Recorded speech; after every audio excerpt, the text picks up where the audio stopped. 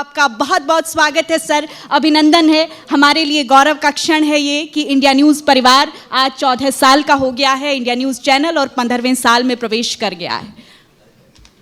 Good morning India के director Rakesh Sharma ji, मैं आपका स्वागत करूंगा। और अब जिस तरह से जिस घड़ी का हमें इंतज़ार था वो आखिर आई गई है। एक बड़ा सोपान तय होने जा रहा है आज। द डेली गार्जियन और संडे गार्जियन का चंडीगढ़ एडिशन, इसकी प्रक्रिया हम आरंभ करें उससे पहले एक दीप प्रज्वलित की जो एक रस्म होती है उसको निभाने के लिए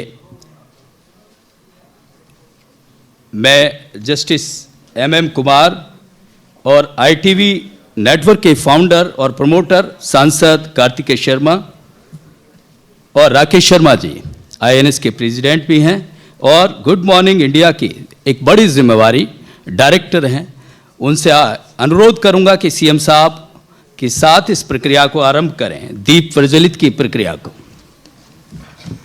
तो दीप प्रज्वलन के साथ कार्यक्रम का हम आगाज चूंकि कर चुके हैं, लेकिन माननीय मुख्यमंत्री हमारे बीच पहुंचे हैं। शारदा शारदाम भोज वदना वदनाम भुजे सर्वदा सर्वदा अस्माकं सन्निधिम सन्निधिम क्रियात। माँ शारदा के अभिनंदन के साथ माँ शारदा को दीप प्रज्वलित करते हुए माननीय मुख्यमंत्री जी आपका स्वागत है, अभिनंदन है और माँ शारदा के चरणों में समर्पित है, क्योंकि माँ शारदा ज्ञान की देवी और ज्ञान की देवी के साथ ही हम उनके दीप प्रज्वलन के साथ इस कार्यक्रम का हम शुभारंभ कर चुके हैं, आगाज कर चुके हैं। माननीय मुख्यमंत्री जी, राज्यसभा सांसद कार्तिकेय शर्मा जी दीप प्रज्वलित करते हुए, और पूरा दिन हमारे कार्यक्रमों का ये सिलसिला यूं ही जारी रहेगा। लगातार जस्टिस MM कुमार हमारे बीच में हैं, आपका भी सर बहुत बहुत स्वागत है। निश्चित तौर पर ये हमारे लिए गौरवान्वित क्षण है, क्योंकि लगातार इंडिया न्यूज़ ITV परिवार एक आवाज़ बनकर उभरा है और आज चूंकि एक शहर से एक नई सौगात हम लेकर आए हैं, हमारी यात्रा में एक नया अध्याय जुड़ रहा है। हमारे नेटवर्क के इंग्लिश न्यूज़पेपर डेली गार्डियन का आज यहाँ चंडीगढ़ एडिशन लॉन्च होना है, तो निश्चित तौर पर हमारे लिए गौरव की अनुभूति है। और अब मैं ITV नेटवर्क के फाउंडर और प्रमोटर सांसद कार्तिकेय शर्मा से गुजारिश करूंगा कि वो CM साहब का वेलकम करें और राकेश शर्मा जी साथ में CM साहब का स्वागत करें।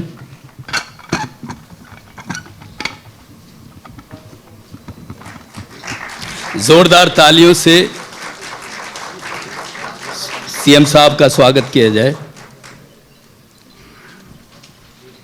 तो अब देरी ना करते हुए, जिस घड़ी का इंतज़ार था, हम जिस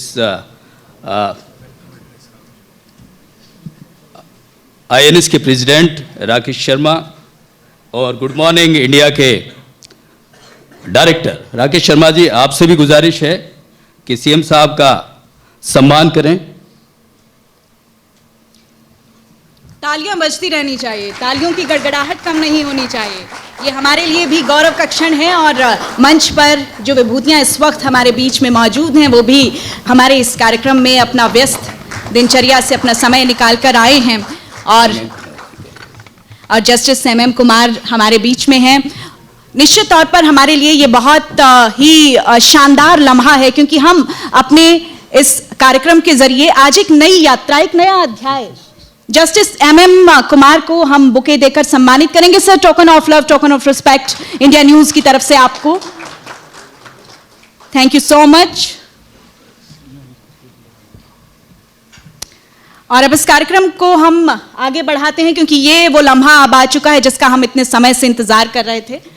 निश्चित रूप से। और अब CM साहब से मैं निवेदन करूंगा कि इस पूरी जो हमारे साथ हर क्षेत्र के यहाँ जो साहिबान हैं वो सभी मौजूद हैं, और आपसे निवेदन है कि आप सभी को संबोधित करते हुए इस प्रक्रिया को प्रारंभ करें।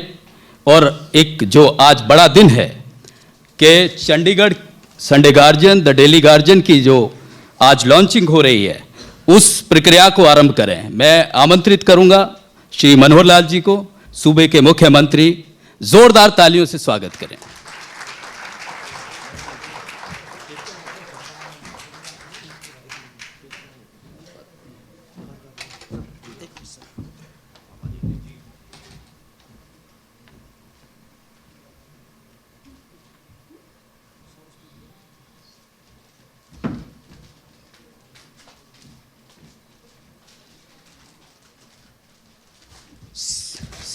सीएम साहब के द्वारा the daily guardian, the Sunday guardian की कॉपी, और जिस तरह से जोरदार तालियों के साथ ITV नेटवर्क का एक बड़ा कदम मीडिया के क्षेत्र में सूबे के मुख्यमंत्री मनोहर लाल के द्वारा लॉन्चिंग की गई है संडे गार्जियन चंडीगढ़ एडिशन की। तो निश्चित तौर पर तालियां देखिए बजती रहनी चाहिए। अभी तो मेरे बाज की असली उड़ान बाकी है, अभी तो कई परिंदों का इम्तिहान बाकी है, अभी तो लांघा है हमने सिर्फ पर्वतों को, अभी तो पूरा आसमान बाकी है। इंडिया न्यूज़ ITV परिवार के सामने पूरा आसमान है और इस पूरे आसमान को हम मुट्ठी में करने की क्षमता रखते हैं। और आज हमारे लिए निश्चित तौर पर ये बहुत ही सुंदर, बहुत ही शानदार लम्हा, तालियां बजती रहनी चाहिए। गुलाबी ठंड के मौसम में तालियों की गड़गड़ाहट, गर्माहट कम नहीं होनी चाहिए।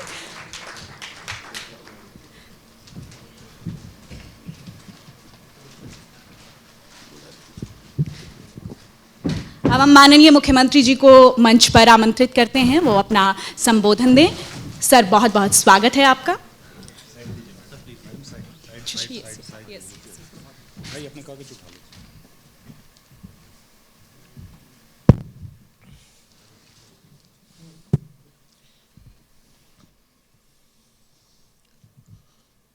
Good morning.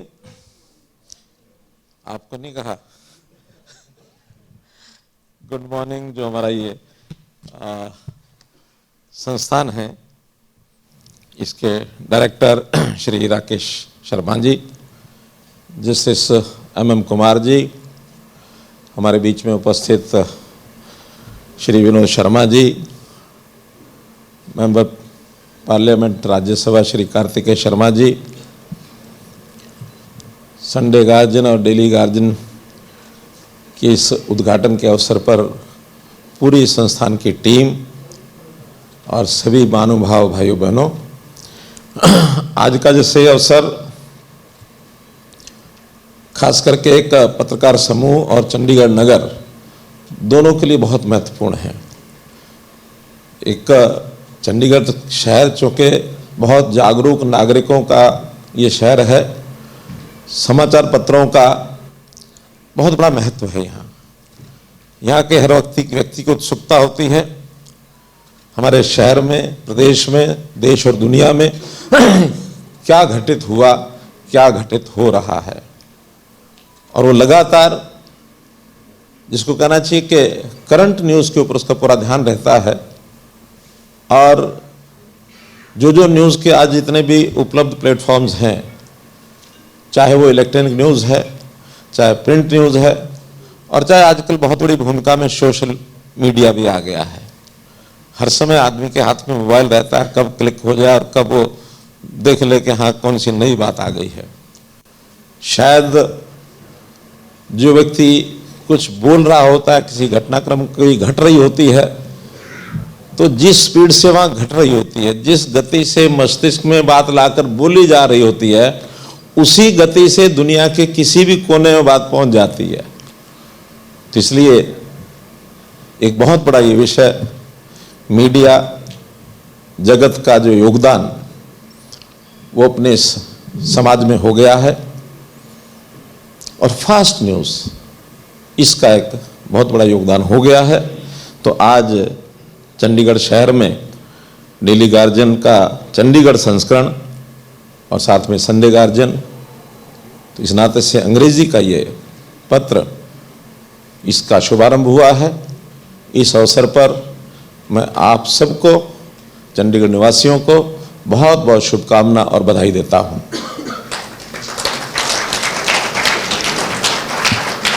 चंडीगढ़ में वैसे तो प्राय जितने भी प्रमुख समाचार पत्र हैं, सबका अपना यहाँ केंद्र है, चाहे प्रिंटिंग है, चाहे उनके कार्यालय, मुख्य कार्यालय हैं। उसी में आज से जो इस कड़ी के अंदर डेली गार्जियन जैसा जो प्रतिष्ठित समाचार है, इसका प्रकाशन ये शुरू हुआ है। इसका लाभ चंडीगढ़ के निवासियों को तो होगा ही, साथ में पंजाब, हरियाणा, हिमाचल, जम्मू कश्मीर तक नॉर्थ रीजन के सभी प्रांतों को इसका लाभ होने वाला है। और इसके माध्यम से मैं एक और विचार जो मन में आता है कि आखिर हम सरकार चलाने वाले लोग, हमको भी मन में एक इच्छा तो होती है कि हमारा किया हुआ, हम जनहित में बहुत सी बातें करते हैं, बहुत सी शिकायतें लोग हमको करते हैं कि आप करते तो बहुत हैं लेकिन इसका प्रचार प्रसार जितना होना चाहिए उतना आप नहीं करते हैं। दो बातें हैं, उसमें एक दुविधा भी है और एक अब वो कमी है कि अच्छाई है, मैं निर्णय नहीं कर पा रहा हूं। हमारे मन में रहता है कि करना महत्वपूर्ण है, करने में विश्वास। अब उसका फल क्या प्रचार करने से मिलेगा या जिनके लिए किया है उनके अनुभव करने से और उनका जो रिएक्शन होगा, उनका जो प्रसाद हमको मिलेगा उसमें से होगा। तो विचार आता है कि एक चीज से नहीं, दोनों से ही मिलता है। क्योंकि जिस विचार से हमारे जैसा व्यक्ति ट्रेंड हुआ है उसके अंदर हमने पहले हमेशा ये पढ़ा था कि वृत्तपत्र में नाम छपेगा, पहनूंगा स्वागत सम्हार, छोड़ चलो ये भावना इस राष्ट्र के तारणहार। कि हम अखबारों में छपें या मालाएं पहने, ये किसी भी जो समाज सेवी व्यक्ति वास्तव में समाज की सेवा करना चाहता है उसका मूल विचार ये नहीं होता। उसको मिलता है प्रसाद में, लेकिन जिनको ये संस्कार नहीं होता, जिनके मन में विचार नहीं होता, उनकी मन की इच्छा वो तीव्र होती है। जैसे व्यक्ति को शरीर चलाने के लिए भूख लगती है और प्यास लगती है, ऐसे ही कुछ लोगों को छपास लगती है कि हम छपें तो मजा आएगा, तो उनको छपास लगती है। और जब से ये इलेक्ट्रॉनिक मीडिया आ गया तब से उनको दिखास लगती है कि हम दिखते रहें। अब इसकी पूर्ति करना है तो वास्तव में जो माध्यम मीडिया, इसका रोल बहुत होता है और बहुत बड़े बड़े जो घराने हैं, व्यवसायिक घराने, वो भी इसमें आ गए हैं, अलग अलग हेतु से आए हैं। लेकिन जिनका हेतु यह है कि वास्तव में जनता का लाभ होना चाहिए, वो सबसे बड़ा महत्व है। इसके अलग हट करके भी कुछ हेतु से लोग आते हैं, खास करके जो छोटे छोटे नए नए बाढ़ आ जाती है, खास करके इलेक्शन के दिनों में। तो पिछला जब चुनाव आया था उससे पहले हम लोगों ने बैठ के गिना था कि प्रदेश के 15-16 चैनल शुरू हो गए थे, कोई 4 महीने पहले, कोई 6 महीने पहले चुनाव से।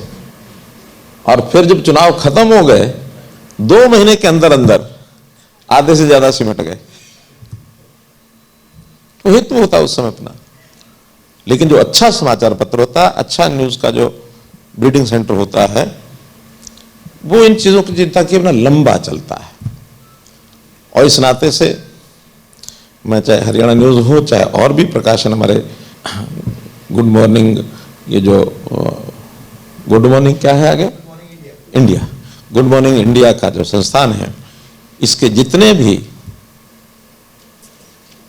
भी इसके आगे प्रारूप बन के निकले हैं, चाहे उसमें आज समाज है, मैं समझता हूं कि लगभग 14-15 साल हो गए आज समाज को। आज के दिन ही बता रहे हैं कि 9 दिसंबर 2009 को और ये शुरू किया था, पूरे 14 साल हो गए। इस अवसर पर भी आपको बधाई। और ऐसे इंडिया न्यूज को भी 14 साल हो गए हैं। इंडिया न्यूज भी केवल हरियाणा ही नहीं तो सब प्रदेशों में, अलग अलग प्रदेशों के संस्करण जो चल रहे हैं। मेरा एक स्वभाव है, मैं अपने कमरे में बैठा होता हूं, जाने अनजाने मालूम नहीं क्यों हुआ, बाकी न्यूज की बजाय सबसे पहले घूम घाम के वापस लंबे समय तक इंडिया न्यूज ही चलता रहता है। कभी कभी तो मिलने आते हैं, चैनल के लोग आते हैं, पत्रकार आते हैं और आके बैठते हैं, तो उस समय इंडिया न्यूज चल रहा होता है। मुझे अचानक ध्यान में आता है जो आदमी आया इसी का चैनल चलाओ फिर घूम घाम के उसका चला देते हैं, उसको भी अच्छा लगे। लेकिन स्वाभाविक इंडिया न्यूज खुलता है, 1925 के बाद 1924 फट आ जाता है 1924 में फ्री है ना। तो इसलिए इस समाचार पत्र के लिए मैं बहुत अपनी शुभकामना करता हूं और साथ ही अपनी एक इच्छा व्यक्त करता हूं कि जब हमने सत्ता संभाली 2014 में, उस समय एक सामाजिक व्यक्ति में ज्यादा था, राजनीतिक कम होता था। बाद में लोगों ने कहा भी सही कि इसका तो अनुभव है ही नहीं। हम भी मानते थे कि जैसा अनुभव पुराने उन लोगों का था वैसा तो हमारा नहीं है, लेकिन समाज के साथ हमारा जुड़ाव 2014 में भी मैं कह सकता हूं कि 34 साल पुराना, बल्कि 37 साल पुराना मेरा संबंध था समाज के साथ। तो 37 साल समाज का अध्ययन करना, समाज के प्रति एक संवेदनशीलता, समाज की सेवा कैसे करनी चाहिए, ये विचार 37 साल पुराने थे जो मैंने 2014 में और पग रखा था और मुझे जनता के आशीर्वाद से मुख्यमंत्री बनाया गया था। 37 साल हो गए थे। उन 37 सालों में जो देखा, और लास्ट में जब राजनीतिक तौर पर थोड़ी सी परिपक्वता हमारी बढ़ी, ज़्यादा नज़दीक आए, क्योंकि राजनीति में भी 1996 में आया था, उस समय 18 साल हो चुके थे, सत्ता के भागीदार भी रहे चौधरी बंसाला जी के साथ, ओम प्रकाश चौटाला जी को बाहर से सपोर्ट भी किया और कांग्रेस का शासन भी देखा। विनोद शर्मा जी हम आमने सामने होते थे। हम उन सब समय में समाज के अध्ययन के बाद हमको लगा बहुत तकलीफें हैं समाज में, निराशा का वातावरण रहता था, लॉ एंड ऑर्डर की स्थिति गड़बड़ होती थी, क्राइम चरम पर होता था, और आंकड़ों का खेल करने के लिए उस समय यह भी होता था कि किसी के साथ कोई हो जाए, घटना हो जाए और वो थाने में जाता था तो उसकी एफआईआर नहीं लिखी जाती थी। इंस्ट्रक्शन होती थी कि एफआईआर इससे ज्यादा नहीं बढ़ानी, क्यों? नहीं तो हमारा क्राइम का ग्राफ ये बढ़ जाएगा। और मुझे ध्यान में है, वाईपी सिंघल उस समय डीजीपी होते थे, एक दिन किसी कार्यक्रम में हम जा रहे थे, लिफ्ट के अंदर मैंने उनको कहा, मैंने कहा not to register a crime would again amount to a crime. आखिर कोई आदमी के साथ अपराध हुआ है, हम वो पुलिस स्टेशन में आता है, आखिर तो एफआईआर है, वो फर्स्ट इंफॉर्मेशन रिपोर्ट, वो एक इंफॉर्मेशन दे रहा है, और उसकी रिपोर्ट को दर्ज करना तो जस्ट एक फॉर्मेलिटी है, आपको करनी ही पड़ेगी। अगर आप नहीं करेंगे तो जो पुलिस का वहां अधिकारी बैठा है या कर्मचारी बैठा है या कांस्टेबल बैठा है, एसएचओ बैठा है, वो अगर नहीं करता तो क्राइम उसके अगेंस्ट हो जाएगा, एक एफआईआर उसका खिलाफ भी लिखनी पड़ेगी। उसके बाद एकदम सडनली आया कि अब एफआईआर लिखवाने में कोई दिक्कत नहीं आती किसी को।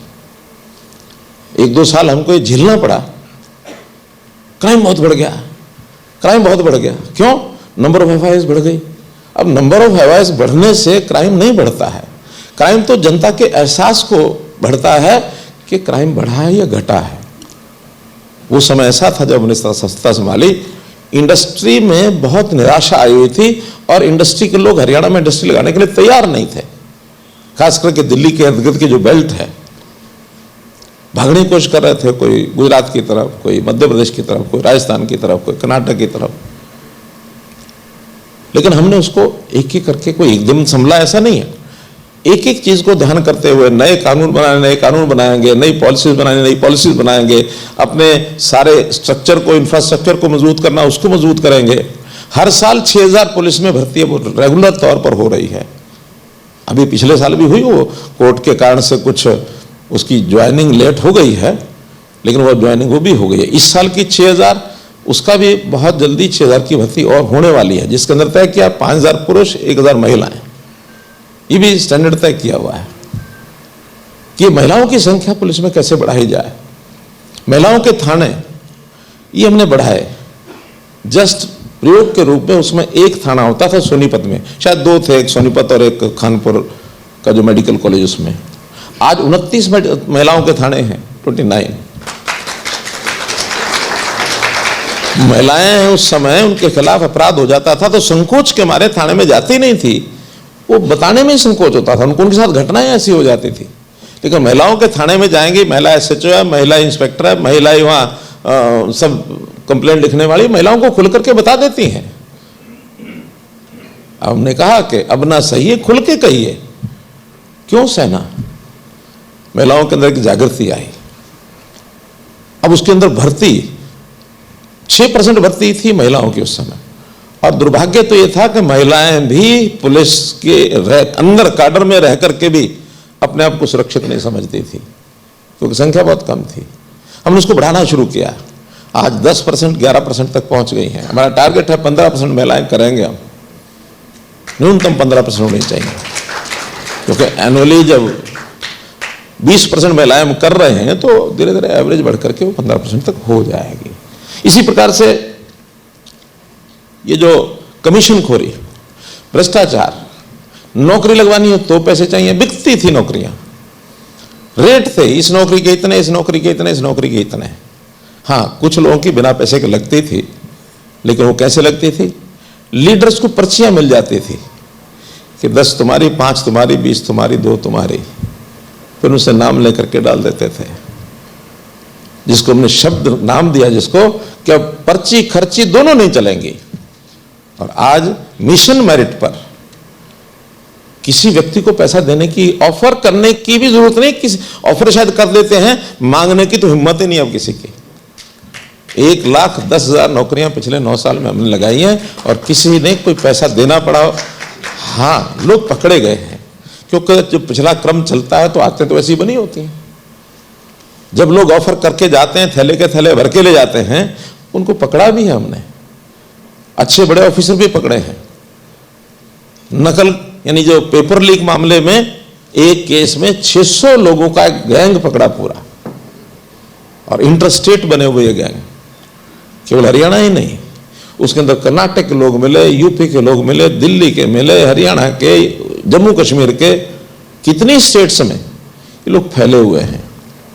तो इस प्रकार के गैंग्स का सफाया करना, किसी भी रूप का गैंग हो, उसके लिए हमने एक नया कानून बनाने के लिए राष्ट्रपति महोदय की सिफारिश के लिए भेजा हुआ है। हरकोका, जैसे महाराष्ट्र में मकोका है, ऐसे ही हरकोका नाम से, कि हरियाणा में जो क्राइम है, ऑर्गेनाइज्ड क्राइम, इसके खिलाफ एक्शन लेने के लिए एक बड़ा हथियार जरूर चाहिए, क्योंकि जो ऑर्गेनाइज्ड क्राइम होता है वो बहुत बड़ा नुकसान करता है। अभी जैसे मादक पदार्थों का जो चलता है, स्मगलिंग, एंटी नार्कोटिक्स ब्यूरो ने बनाया है, फिर भी बड़े बड़े गैंग हैं, बहुत बड़ा पैसा इन्वॉल्व है, विदेशों से स्मगलिंग होकर आती है। हमारे प्रदेश में तो बहुत ज़्यादा पैदा नहीं होता, जहाँ जहाँ पैदा होता है वहाँ से यहाँ लोग लेके आते हैं। हमारी एक पूरी बेल्ट पंजाब की नशे की चपेट में युवा आ गए हैं, इसके खिलाफ हम मोर्चा खोले हुए हैं। तो जो उस समय स्थितियाँ थी, अवसाद, निराशा, भ्रष्टाचार, कानून व्यवस्था, एक एक करके चीज़ों को मैंने ठीक किया है।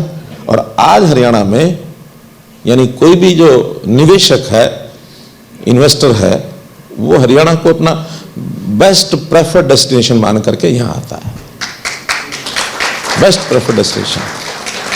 50,000 छोटी बड़ी फैक्ट्रियां हमारे यहाँ पिछले 9 साल में लगी हैं। 30 लाख से ऊपर लोगों को प्राइवेट बेरोजगार मिला है। अब सरकार अपने यहाँ रोजगार एक सीमा है उसकी, अब हार्डली 20,000 नौकरियों से ज़्यादा सरकार की निकलती नहीं है, साल में नहीं निकलती। हमने 1,10,000 की हैं, अभी 60-70,000 के आसपास पाइपलाइन में हैं। कुछ एक कोर्ट में मामला फंसा हुआ, मैंने नया एक सिस्टम भी बनाया कि हर किसी को बार बार फॉर्म ना भरना पड़े, बार बार फीस ना भरनी पड़े, तो उसको कॉमन एलिजिबिलिटी टेस्ट की ओर लेके गए हैं। पहली बार ग्रुप सी की लगभग 40-42,000 नौकरियां एक ही एग्जाम के माध्यम से होंगी।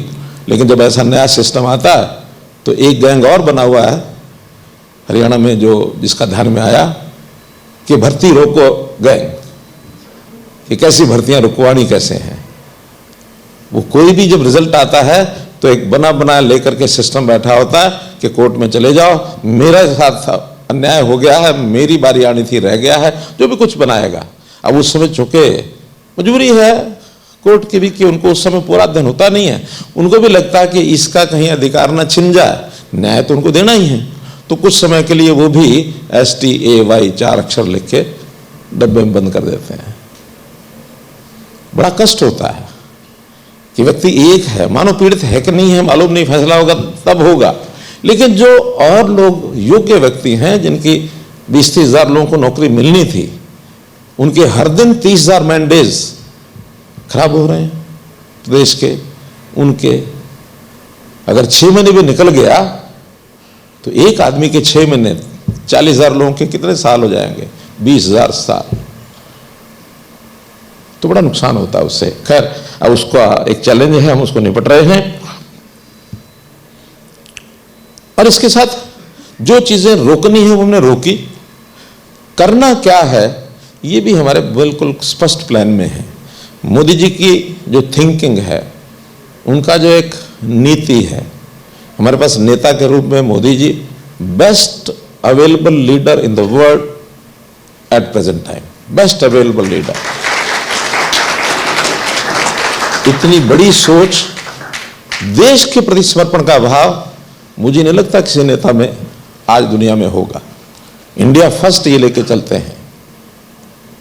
और समाज एक 140 करोड़ का, हम कहते हैं हमारा, यानी मोदी जी कहते हैं 140 करोड़ का परिवार है, हम हरियाणा में कहते हैं 2 करोड़ 80 लाख लोगों का हमारा ये परिवार है। इसमें भी सरकार का जो रिसोर्सेज है उसके ऊपर अधिकार सबसे पहले किसका है? जो पीड़ित है, जो गरीब है, जो मजदूर है, जो अभावग्रस्त है, जिसको सरकार के सहारे की जरूरत है। He has the first right over the resources of the state. और हमने उसके नाते से अंत्योदय की भावनाओं को लेकर के बहुत सी स्कीमें चलाई हैं, बहुत स्कीमें चलाई हैं। जातिवाद का बोलबाला बहुत ज्यादा था, इसको समाप्त करने के लिए हमने एक नारा 2014 में दिया था, हरियाणा एक, हरियाणवी एक। जातियों से ऊपर उठ जाओ। जातियां काम आती हैं, हमारे पारिवारिक सिस्टम होता है, समाज का सिस्टम होता है, उसमें जातियां कहीं ना कहीं काम आती होंगी। ये एक उसका अपना व्यक्तिगत, एक पारिवारिक एक आस्था है, बनी रहे, बनाए में हमें कोई दिक्कत नहीं, आपत्ति नहीं। लेकिन जब राजनीति में जाति आ जाए और जातिगत समूह बनकर के एक ब्लैकमेलिंग पर जो उतर आते हैं, तो उससे सारे समाज का नुकसान होता है। तो मैंने कहा कि इसको राजनीति में मत लाइए। हरियाणा में हरियाणवी हैं तो सब हरियाणा के लोग हरियाणवी बनकर के विचार करें, अपने प्रदेश का कैसे उत्थान हो, बाहर हो, कैसे उसको हम देश और दुनिया में उसको स्थान प्राप्त करा सकें, ये हमारी भावना रहनी चाहिए। और अब तो मोदी जी ने कह दिया कि अगर इस प्रकार के समाज के ऊपर विचार करने के लिए कोई विभाजन भी करना हो तो उन्होंने कई स्तंभ बताए हैं। एक स्तंभ उसमें महिलाओं का स्तंभ हो सकता है, एक युवाओं का हो सकता है, एक किसानों का हो सकता है, एक गरीबों का हो सकता है और एक अन्य हो सकता है। आखिर जिनके लिए जरूरत है उनके लिए है। तो हमने उस नाते से अंत्योदय के नाते गरीबों के बहुत काम किए हैं, महिलाओं के लिए बहुत किए हैं, युवाओं के लिए भी किए हैं। हरियाणा में तो युवा, और कुछ मत जाइए तो स्पोर्ट्स की बात ले लीजिए, यानी कैसे हमने एक मुकाम हासिल किया है, लेकिन और आगे बढ़ रहे हैं। सीमा नहीं है कोई, स्काई इज द लिमिट। हम इसमें और आगे बढ़ेंगे। अपने देश में हमारा पूरा नाम है, हाँ, दुनिया में देश का नाम बढ़े उसमें हम और भी योगदान करेंगे, और भी करेंगे।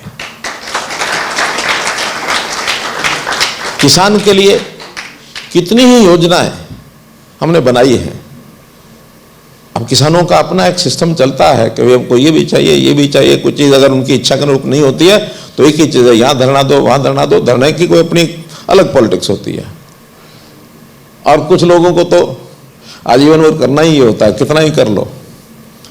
लेकिन जैसे प्रधानमंत्री जी ने कहा कि किसान क्या है, डबल होनी चाहिए। और मैं नहीं समझता जब उन्होंने कहा था आज से 6 साल 5 साल पहले, आज अगर 5 साल के बाद तुलना करेंगे तो डबल हो ही चुकी होगी। क्योंकि हर बार जो एमएसपी बढ़ता है समय से पहले बढ़ता है। उसकी प्रोक्योरमेंट किस प्रांत में कितनी हो रही मालूम नहीं, लेकिन हरियाणा में तो 14 फसलों की प्रोक्योरमेंट हम करते हैं, 14 फसलों की। अगर किसी फसल के हम न कर पाए तो जो डिफरेंस है, difference of market rate and MSP, वो हम सरकार की ओर से पे करते हैं, जिसको कहते हैं भावांतर भरपाई योजना। बाजरा में मुझे याद है कि हमने खुद खरीदा था 4 साल पहले, लेकिन जब लगा कि हमारे खरीदने के बाद उसका उपयोग नहीं हो पा रहा, हमको बहुत सस्ते में बाहर बेचना पड़ता है, इसके बजाय कोई खरीदे और हम जो डिफरेंस देंगे, तो हमें 3 साल पहले जो सबसे पहले 600 करोड़ रुपए का भावांतर भरपाई का पैसा हमने दिया किसानों को। अगले बार बाजरे का रेट थोड़ा ठीक हुआ, 450 करोड़ रुपया दिया। अब उसके बाद फिर और अच्छा हुआ, क्योंकि 2023 ये वर्ष मिलेट ईयर घोषित किया दुनिया ने, तो मिलेट के नाते बाजरे की खपत ज़्यादा अच्छी हो गई। तो इस बार तो सिर्फ 200 करोड़ का गैप रह गया। 200 करोड़ रुपए में ही हमने पूरा प्रदेश का बाजरा उन किसानों को भावांतर दे दिया। यानी लगभग 1000 करोड़ रुपए से ऊपर हम केवल बाजरे का भावांतर और भरपाई किसानों को दे चुके हैं। हमने खरीदा नहीं है, बाजार में बिका है।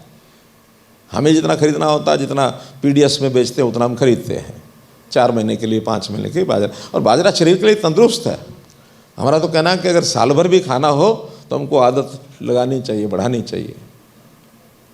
किसान को हमने मुआवजा जो उसका होता है, अब तो प्रधानमंत्री फसल बीमा योजना भी उसमें सहायक हो गई, वरना हमने 15,000 रुपया पर एकड़ का अपनी ओर से, स्टेट की ओर से ही तय किया, और ये हाईएस्ट इन द कंट्री है। 15,000 रुपया एकड़ कोई नहीं देता है। तो इस प्रकार से किसानों के, अब हमने कहा कि धान कम बोना है। ठीक है, ग्रीन रेवोल्यूशन में धान के कारण से हम बहुत आगे बढ़ गए, लेकिन आज धान की उतनी आवश्यकता भी नहीं है। और धान जितना पानी लेता है, धान से ज़्यादा आवश्यकता हमको पानी की है। आज पानी के बारे में हमारा हरियाणा अधिकांश डार्क जोन में आ गया, इतना डाउन चला गया कि हम अगली पीढ़ी को पानी दे करके नहीं जा पाएंगे अगर हमने इसी तरीके से पानी का एक्सट्रैक्शन रखा जारी। तो हमने कहा धान जो है बहुत ज़्यादा पानी पीता है, तो आप लोग धान की बुआई कम करिए। और उसके कारण से योजना बनाई कि 7,000 रुपया पर एकड़ जो धान छोड़ेगा उसको 7,000 रुपया पर एकड़ इंसेंटिव दे देंगे। वो हमने दिया। कोई कुछ चाहे ना भी बोए और कोई फसल बोए, धान मत बोए, एक नेगेटिव अपील है हमारी, लेकिन उसमें भी इंस्पायर करने के लिए उसको इंसेंटिव दिया, ताकि कोई उसको अगर दूसरी फसल बोने में कोई कंपनसेट करना पड़े तो कंपनसेशन उसमें पूरा हो जाए। पराली, इस पर लगातार हम काम कर रहे हैं।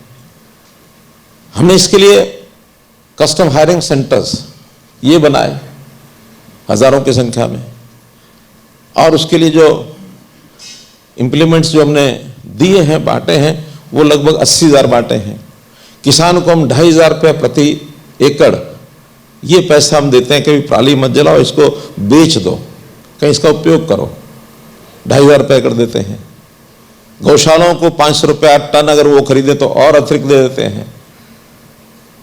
इंडस्ट्री लग रही है खूब, तो हरियाणा इसी कारण से बचा है। पराली के स्टबल बर्निंग के मामले में हमारा बहुत इंप्रूवमेंट हुआ है। हमारी भी जो 10 साल पहले ऐसी घटनाएं कोई 35-40 हज़ार घटनाएं होती थी, अब वो मात्र 2200 घटनाएं ही इस साल में हुई हैं, सिर्फ 2200। हालांकि 2200 पे नहीं होनी चाहिए। पंजाब आज भी 36,000 घटनाओं पर खड़ा है। पंजाब में 36,000 घटनाएं स्टबल बर्निंग की हुई हैं इस बार। तो इस नाते से एक एक चीज पर बारीक से बारीक ध्यान करते हुए हम लोग आगे बढ़ रहे हैं, चाहे वो युवा हो, चाहे किसान हो, चाहे महिलाएं हो, और चाहे फिर वो गरीब हो। गरीबों के लिए कितनी ही योजनाएं केंद्र सरकार से लेकर हरियाणा सरकार तक हमने की है। आयुष्मान भारत गरीबों के लिए किया, प्रधानमंत्री आवास योजना ये उनके लिए की है, हर घर में बिजली पहुंच जाए ये किया है, उज्ज्वला योजना हर घर में गैस सिलेंडर पहुंच जाए ये हमने किया है। उनको बच्चों की पढ़ाई के लिए हरियाणा ने हमने चिराग योजना में ये भी कहा कि सरकारी स्कूल की बजाय प्राइवेट स्कूल में कोई गरीब बच्चा 1,80,000 से नीचे पढ़ने वाला जाता है तो फीस सरकार दे देगी। और यही कॉलेजेस में कर दिया, डिग्री कॉलेज में, कि गरीबों की फीस नहीं लगेगी। तो चाहे उसकी शिक्षा हो, चाहे उसका स्वास्थ्य हो, चाहे उसकी सुरक्षा हो, चाहे उसका रोजगार हो। रोजगार में भी प्राइवेट रोजगार जैसे मैंने बताया, ऐसे ही सरकारी रोजगार बताया। एक नई योजना में स्वरोजगार, अपना काम करो। इसके लिए मुख्यमंत्री अंत्योदय परिवार उत्थान योजना के हमने कैंप्स लगाए। लगभग 500 के आसपास कैंप लगे हैं, जिसमें बैंक्स को टाइप करके उनको लोन दिलाया जाता है।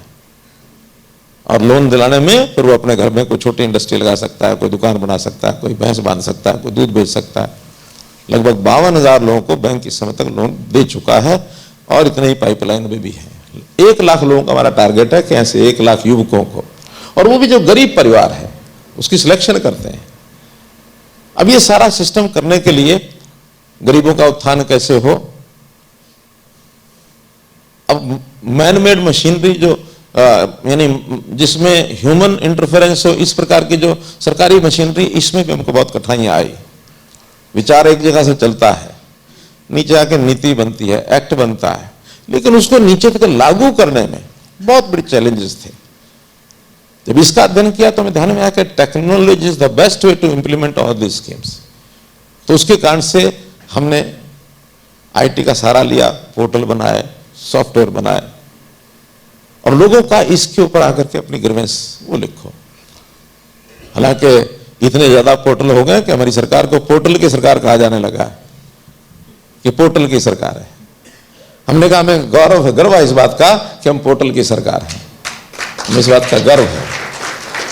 और मैंने तो अपने विरोधी नेताओं को कहा है, आपका बहुत बहुत धन्यवाद कि आप इस बात को लेकर के हमको चाहे गालियां दे रहे हैं, चाहे छेड़ रहे हैं, लेकिन लगातार इस पर टिके रहना, इससे वापस मत होना, क्योंकि जनता को जो इस पोर्टल का लाभ हो रहा है। आप तो कह रहे हो हम आएंगे पोर्टल खत्म कर देंगे, मेरा दावा है कि आप ये बोलते रहोगे तो जनता आपको खत्म कर देगी। क्योंकि आज पोर्टल से हर आदमी को, ओल्ड एज पर्सन, उसकी पेंशन बनती नहीं थी। 60 साल का हुआ नहीं कि आदमी उसके घर पहुंच जाता, बाबा साइन कर दो इसके ऊपर, बस साइन करना, 1 महीने के अंदर तुम्हारे बैंक में चली जाएगी पेंशन। प्रोएक्टिव होकर के 1 लाख से ऊपर बुजुर्गों को हमने पेंशन पहुंचाई है। और पेंशन के बारे में अगर कहूं तो हरियाणा में हाईएस्ट पेंशन है आज देश में। अभी 2750 है इस महीने, अगले महीने ये 3000 हो रही है 1 जनवरी से। 3000 रुपया महीना एक बुजुर्ग को मिलता है। एक हमारी विडो बहन है उसको मिल जाता है, दिव्यांग है उसको मिल जाता है, कैंसर पीड़ित है उसको मिल जाता है। एक बड़ा आनंद का विषय है कि पिछले विधानसभा में एक व्यक्ति, हमारे विधायक ने कहा, शब्द प्रयोग कर दिया, वो शायद यहाँ प्रयोग करना ठीक है कि नहीं, वैसे तो हरियाणा का कॉमन शब्द है कि रांडा की भी बांध दो, कि अर्थात जिनकी पत्नी का देहांत हो जाए, जिसको विधुर कहते हैं हिंदी भाषा में, इनको ही पेंशन दो। हमने वो भी कर दी। फिर एक सुझाव और आया, ठीक है शादी हो गई, पति पत्नी, पत्नी का पति मर गया, विधवा हो गई, पति की पत्नी मर गई, विधुर हो गया, लेकिन जिनकी शादी हुई नहीं, हमने कहा अगर वो भी कम आयु के लोग हैं, एक आयु तय कर दी कि 45 साल का अगर शादी नहीं होती है तो महिला हो पुरुष हो, उसकी भी 3000 पेंशन, क्योंकि उसका भी समाज में थोड़ा स्थान बनना चाहिए। आज थोड़ा ग्रामीण क्षेत्र में हम देखते हैं, शायद हम में से कितने जानते हैं कितने नहीं, ऐसे लोगों का सम्मान एक आयु के बाद अगर शादी नहीं होती तो कम हो जाता है। लोग उनको ग्रुप में, सोसाइटी में बैठाते भी नहीं है, उल्टे सीधे शब्द बोल के ताना मारते हैं। अब उनकी उस दिन से इज्जत हो गई है, जिस दिन से हमने किया उस दिन से इज्जत भी होगी, उनको बिठाते हैं लोग। अब उनको भाभियां खाना खुना दे देती हैं। तो समाज की समस्या की पहचान करना, और पहचान करते ही उसके ऊपर पॉलिसी बनाना, उसको लागू करना। और लागू करने के लिए सबसे बड़ा विषय हमने जैसे कहा कि टेक्नोलॉजी को सहारा लेकर के हमने परिवार पहचान पत्र एक सिस्टम बनाया कि आज 70 लाख परिवार हैं, हर परिवार का डाटा हमारे पास होगा, तो उसकी एक पहचान होनी चाहिए, परिवार पहचान पत्र। अभी तक तो एक सिटीजन की पहचान होती है आधार के नाते, और आधार बेस्ड सर्विसेज भी उतनी ज्यादा नहीं है, उसमें भी कहीं ना कहीं हरियाणा में कहते हैं रोड होती है, गड़बड़े होती हैं। हमने परिवार को इकट्ठा मान के उसको उसकी आय के हिसाब से योजनाएं दे रहे हैं। गरीब है, सर्वे होता है, थोड़ी कंप्लेंट्स आई हैं कि किसी की ज्यादा है तो कम लिखी गई, किसी कम है तो ज्यादा लिखी गई, उसका सर्वे हम करा रहे हैं। और एक समय आज से 5-6 महीने पहले जब ये शोर मचा था कि पोर्टल की सरकार हो गई, उसमें थोड़ी तकलीफ लोगों को थी, लेकिन आज वो सारी सॉल्व करके मात्र उन तकलीफों का जितनी रजिस्टर्ड हुई थी 1-2-4% बची होंगी, सर्वे करा करके फिर रियल टाइम कंप्लेंट का यानी उसका जो समाधान है वो हम कराएंगे। सरकार की सर्विसेज लोगों को टाइम से मिले, बहुत सर्विसेज है हर डिपार्टमेंट की है। राइट टू सर्विस में टाइम उसका तय था, ये 7 दिन में मिलनी चाहिए, 15 दिन में मिलनी चाहिए, महीने में मिलनी चाहिए, टाइम तय है, वो एक्ट में है, लेकिन फिर भी मिलती नहीं थी लोगों को। तो हमारे राइट टू इन्फॉर्मेशन वाले डिपार्टमेंट ने एक दिन सुझाव मुझे बताया, मुझे अच्छा लगा। क्या लगेगा, हम एक ऑटो अपील सिस्टम बनाए थे। पहले तो जिसको सर्विस नहीं मिलती थी वो कंप्लेंट लेके अपील करने जाता था, अपील उसकी ली जाती नहीं ली जाती, फिर उस चक्कर में फंस जाता था। हमने कहा नहीं, 30 दिन तक अगर वो सर्विस मिलनी चाहिए, नहीं मिली तो exactly after the expiry of 30 days very next minute automatically appeal उसकी हो जाए। उस सिस्टम को मैंने कहा ऑटो अपील सिस्टम आस। उसको एक आस लग गई कि मेरा काम अपने आप हो जाएगा, और फिर भी फर्स्ट अपील पर नहीं हुई तो उसके लिए भी टाइम तय है। जिस दिन वो टाइम एक्सपायर होगा ऑटोमेटिकली सेकंड अपील हो जाएगी, और सेकंड अपील के टाइम पर भी नहीं हुआ ऑफिसर बदलते जाएंगे। फर्स्ट लेवल का जिसने देना था अपील में, फर्स्ट अपील हायर लेवल का आदमी, वहां भी नहीं होता, सेकंड अपील और हायर लेवल का, और वहां भी नहीं होता तो फिर है राइट टू सर्विस कमीशन। तीसरा राइट टू सर्विस कमीशन के पास चला जाएगा, and commission has full authority to penalize the person who has not given the service. उसको पेनल्टी लगाते हैं, उसकी सर्विस रिकॉर्ड में कुछ ना कुछ लिखते हैं। बहुत कम हो गए वहां, कुल मिला के 3-3.5 लाख फर्स्ट अपील जो हुई थी उसमें से मात्र 2000 ही अब कमीशन के पास पहुंची है। उससे नीचे नीचे सारी अपने आप हो जाती है। अब किसी को अपील करने के लिए नहीं जाना पड़ता, जो राइट टू सर्विस में जितनी स्कीम्स हमारी रजिस्टर्ड है। तो कितना ही कुछ बताया जा सकता है, सो एंड सो फोर्थ, लेकिन आज जो कि एक विशेष अवसर पर मुझे यहाँ बुलाया गया कि इस अखबार का एक उद्घाटन अवसर था, तो मैंने कहा मैं अपनी अपेक्षा भी रख दूं। तो मेरे अखबार और चैनल वालों से ये निवेदन है कि जो कुछ हम कर रहे हैं, हो सकता है हमारे लोग आपको कहें कि हमारा जरा छाप के बता दो, लेकिन अगर हम ना भी कह सकें तो आपके पास बहुत बड़ी टीम है। अपने आप जानकारियां लेके अच्छी पॉजिटिव बातें जनता को परोसना, ये मीडिया का काम है। जितना नेगेटिव कम बताओगे, जितना पॉजिटिव अच्छा बताओगे, उतना समाज में waves, positive waves they travel. Positive waves बनाना बहुत जरूरी है। समाज को अगर हम उसका लेवल ऊंचा उठाएंगे तो देश ऊंचा उठेगा, और देश ऊंचा उठेगा तो प्रधानमंत्री जी की कल्पना है कि हमको अपने भारत देश को 2047 तक विकसित देशों की श्रेणी में लाना है। अब ये माने जाते हैं विकासशील, डेवलपिंग कंट्री के रूप में हमारा नाम आता है। डेवलप्ड कंट्रीज दुनिया में इस समय 37 है, एक लिस्ट है बाकायदा, पैरामीटर्स हैं कि यहां तक पहुंचेंगे, only then you will enter into that club, developed countries club. और हमने तय किया, बड़ा लंबा रास्ता है ये। देश के प्रधानमंत्री ने कहा कि देश आजाद होगा 1947 में हुआ था, 100 साल शताब्दी पूरी हो जाएगी 2047 में। तो 2047 तक का ये जो काल है, 25 साल का काल, 2022 में उन्होंने कहा 25 साल का काल, इसको हम कहेंगे अमृत काल।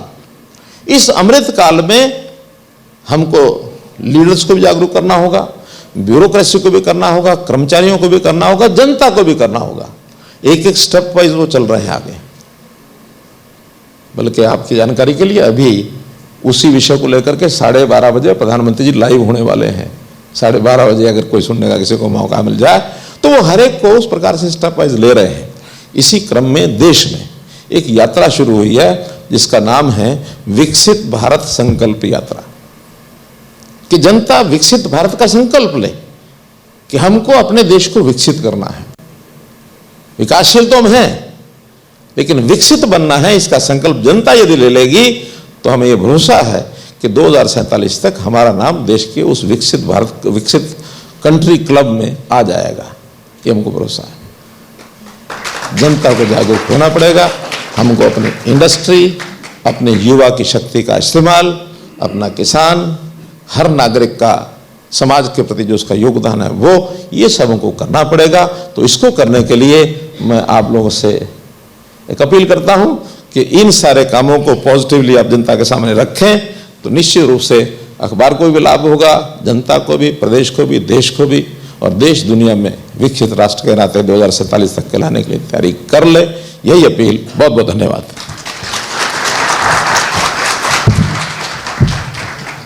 जी हाँ, विकसित भारत और विकसित हरियाणा का जो संकल्प है उसको लेकर जिस तरह से सीएम साहब चल रहे हैं उसके लिए तत्पर हैं, वो उन्होंने बताया। गुड मॉर्निंग इंडिया के प्रेसिडेंट डायरेक्टर आईएनएस के राकेश शर्मा जी धन्यवाद प्रेषित करें। उससे पहले विकसित हरियाणा में जो अपना योगदान हर क्षेत्र के लोगों ने दिया है, चाहे वो रियल एस्टेट हो, चाहे वो हेल्थ सेक्टर हो, चाहे वो एजुकेशन सेक्टर हो, मैं गुजारिश करूंगा उन्हीं लोगों को हमने बाकायदा यहाँ इस मंच पर बुलाया है कि सीएम साहब से उन्हें सम्मानित करवाया जाए। उनके उत्कृष्ट योगदान के लिए अलग अलग क्षेत्रों में। और सबसे पहले इस कड़ी में मैं विकास जैन, डायरेक्टर ट्यूलिप ग्रुप, उनको मंच पर आमंत्रित करूंगा। जोरदार तालियों से उनका स्वागत करें। ट्यूलिप ग्रुप पिछले 18 साल से रियल एस्टेट सेक्टर में कार्यरत है और 7,000 से ज़्यादा उन्होंने घर डिलीवर किए हैं। इसके अलावा 2,000 से ज़्यादा घर देने की जिम्मेवारी उन्होंने उठाई है। अपनी कमिटमेंट के लिए रियल एस्टेट सेक्टर में जाने जाते हैं। मैं उजाला सिग्निस के डायरेक्टर हैं, उनको आमंत्रित करूंगा। डॉक्टर आबिद अमीन एमडी हैं और mister Kapil Narang, doctor Satendra Garg. Health sector में बड़ा विशेष योगदान उजाला सिग्निस का काफ़ी समय से रहा है और 20 से ज़्यादा हॉस्पिटल, हरियाणा में 7 से ज़्यादा हॉस्पिटल। हेल्थ सेक्टर में एक अच्छा वादा कि अच्छी स्वास्थ्य उनको दिया जाए, प्रदेश के लोगों को, देश के लोगों को। महिपाल जी को आमंत्रित करूंगा, संस्कारम ग्रुप के इंस्टीट्यूट के चेयरमैन हैं। महिपाल जी, जोरदार तालियों से स्वागत किया जाए। महिपाल जी शिक्षा के क्षेत्र में एक विशेष योगदान उनके संस्कारम ग्रुप की तरफ से हो रहा है। एक अच्छी शिक्षा बच्चों को दी जाए, ये उनकी कोशिश है, उनका लक्ष्य है। मुल्तान सिंह जी डायरेक्टर हैं रास बसेरा के, उनको स्टेज पर आमंत्रित करूंगा। रास बसेरा ने पहली ग्रुप हाउसिंग सोसाइटी जिस तरह से करनाल में बनाई और ये जो मल्टी स्टोरीज का जो एक लक्ष्य है उनका, एक अच्छे घर देने का कमिटमेंट के लिए मुल्तान सिंह जी, जोरदार तालियों से स्वागत कीजिए। अब मैं आमंत्रित करूंगा स्टेज पर चिराग गहलोत, सेंट्रल पार्क ग्रुप के हेड कोऑर्डिनेटर हैं। और जिस तरह से सेंट्रल ग्रुप का नाम है आप जानते ही हैं, एक रियल एस्टेट में एक बड़ा नाम है और एक लीडरशिप के तौर पर उन्हें देखा जाता है कि रियल एस्टेट जिस तरह से रोजगार के लिए और इंफ्रास्ट्रक्चर के लिए एक अहम योगदान विकसित हरियाणा में देता है, उन्हीं के कार्यों के लिए। और स्वाति अग्रवाल चेयरपर्सन है डीपीएस करनाल की। सर, आपके शहर से स्वाति अग्रवाल हैं और एक इनका बड़ा विजन है बच्चों को लेकर कि उनको प्रेम और केयर से संभाला जाए। ये जो किताबी ज्ञान है, इसके अलावा ये बेहद ज़रूरी है कि अपनापन उनके लिए विशेष तौर से होना चाहिए।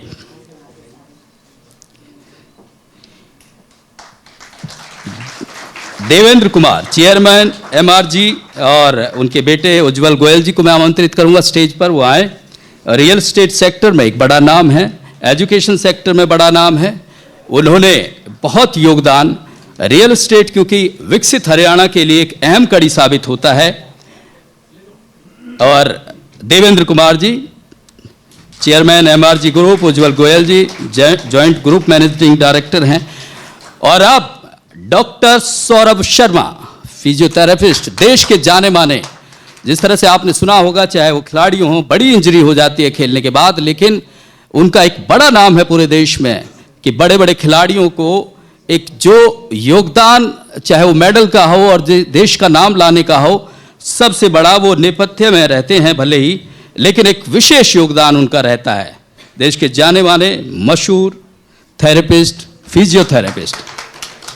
और अब मैं राकेश शर्मा जी से गुजारिश करूंगा, गुड मॉर्निंग इंडिया के डायरेक्टर हैं, कि वो सीएम साहब को धन्यवाद प्रेषित करें।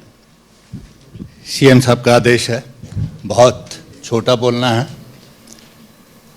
आदरणीय हरियाणा की यशस्वी कर्मशील मुखिया श्री मनोहर लाल जी, जस्टिस कुमार साहब, राज्यसभा के सांसद और हमारे ग्रुप के प्रमोटर और फाउंडर कार्तिकेय जी, विनोद जी, शक्ति रानी जी। बाल्यकाल, शैशवकाल इस धरा की मिट्टी में बिताकर देश के अंदर मीडिया जगत में एक बहुत बड़ा नाम बनाने का जो सौभाग्य मिला है, इसी शहर के बच्चे को मिला है, वो है कार्तिकेय शर्मा। आज ये मीडिया संस्थान देश के प्रमुख संस्थानों में है जो 5 अखबार निकालता है, डेली गार्डियन, संडे गार्डियन, आज समाज, बिजनेस गार्डियन और इंडिया न्यूज। इसके 12 चैनल हैं, इसके 46 वेबसाइट्स हैं, जिसके 25 करोड़ दर्शक हैं। देश का दूसरा सबसे बड़ा डिजिटल प्लेटफॉर्म जो है हमारा ITV नेटवर्क प्रोवाइड करता है। और धन्यवाद मुख्यमंत्री जी, आपने कहा कि आप इंडिया न्यूज देखते हैं। आप इंडिया न्यूज इसलिए देखते हैं क्योंकि निष्पक्ष है, निडर है, साफ बात करता है, आपको भी कभी कभी सिखाता है, तो इसलिए आप इसको देखते हैं। We are really grateful to you for your viewing India News and thank you very much for being present with us on this occasion of inaugurating the Daily Guardian and the Sunday Guardian. And I can assure you on the part of the group that we will certainly highlight, disseminate positivity. सकारात्मक समाचारों को हम प्रमुखता से स्थान देंगे, इसका मैं आपको आश्वासन देता हूँ। Once again, thank you very much because आपको प्राइम मिनिस्टर की मीटिंग में जाना है। Thank you so much.